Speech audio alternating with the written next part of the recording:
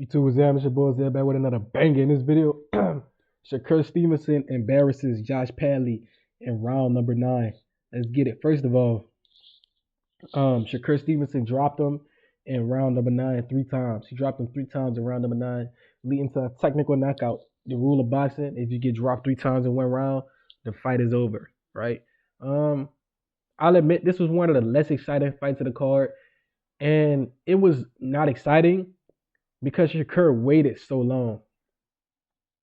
If it was two guys of the same skill level having a long fight, okay, I would understand. But Shakur's so much better than this guy, and I start to ask myself, why did it take so long for him to stop this guy?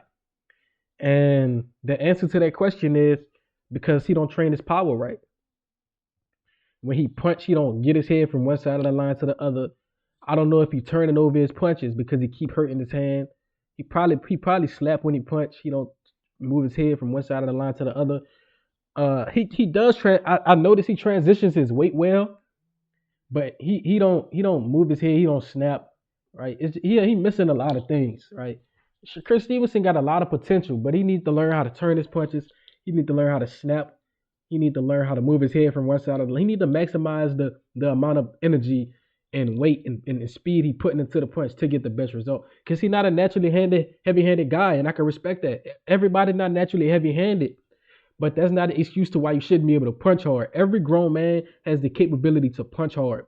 Some people have to train harder than others to get that result, but some people naturally just punch harder. Tank Davis is one of those guys who naturally punch hard, but Tank Davis also trains correctly to maximize his power. If Shakur Stevenson trained his power the right way, he would hit a lot harder. And excuse me, one of the reasons the fight wasn't exciting is because he was landing all these punches, but he wasn't hurting Padley. Padley just kept coming. And it was embarrassing because it's like, but it's an electrician. It's a part-time boxer. How can't you hurt him when you're punching him in his face repeatedly? So that's what was really the problem. Obviously, Shakur defensively responsible, so he wasn't going to crash out. Right? He wasn't going to crash out like Marvin Hagler versus Tommy Hearns. Don't expect that out of Shakur. Never expect that.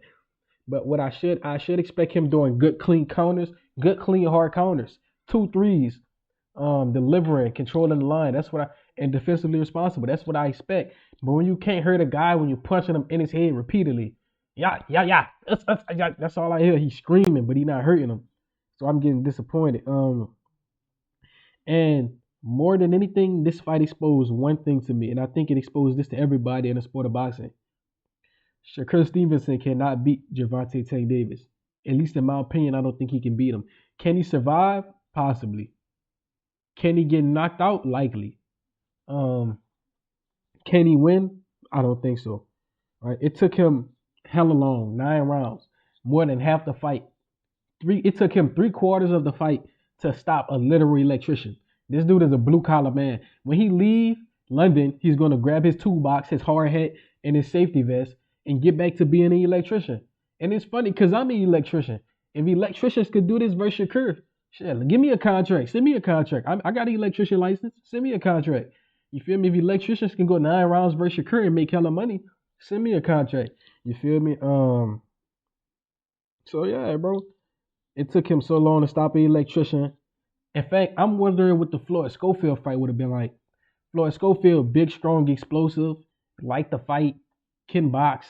I wonder what Shakur vs. Schofield would have looked like. It would have been definitely would have been more entertaining than this. Shakur Stevenson, he did what he had to do though. He stopped him in 9 rounds. He got it over with. But damn, it took too long, bro. A lot of people, they already got that boring moniker on them. But it is what it is. I just think he need to train his power better, bro. That's all Shakur need to do. His defense, he's great. He defensively responsible. He got a good understanding of what a line is. He knows how to get out of the way of punches. He understands head position, how to get his head out of position off the line and when to counter. The only thing is when he counters, he don't hit hard enough, so it look like he's slapping. And he keep hurting his hand because he don't punch right.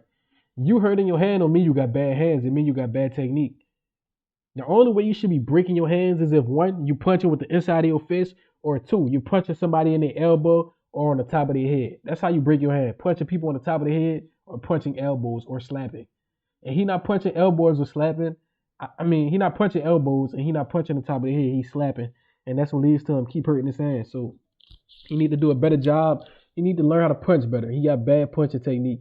It's ironic that how Floyd and Shakur punch similarly and both have the same injuries because it's the technique. They have bad punching technique. That's why they can't hurt people when they hurt themselves because they punching bad. There's a right way to punch and there's a wrong way to punch. And the wrong way to punch leads to you not having power and getting injuries. The right way to punch leads to you knocking people out in spectacular fashion. Um, but the new question is now, what's next for Shakur Stevenson? And it's 3 to 4 options. Shakur got a lot of options. Let's be honest. Shakur's first option, fight Frank Martin, right? Him and Frank Martin been talking to each other on Twitter. That'll be a very interesting fight. 2 southpaws. Frank Martin athletic and strong. I think Shakur Stevenson just too intelligent and too witty. I think he's gonna outbox. I don't think Frank has enough power to knock out Shakur. And if you can't knock out Shakur or give him the threat of knocking him out, I don't think you can actually beat him easily, right? Frank Martin, obviously.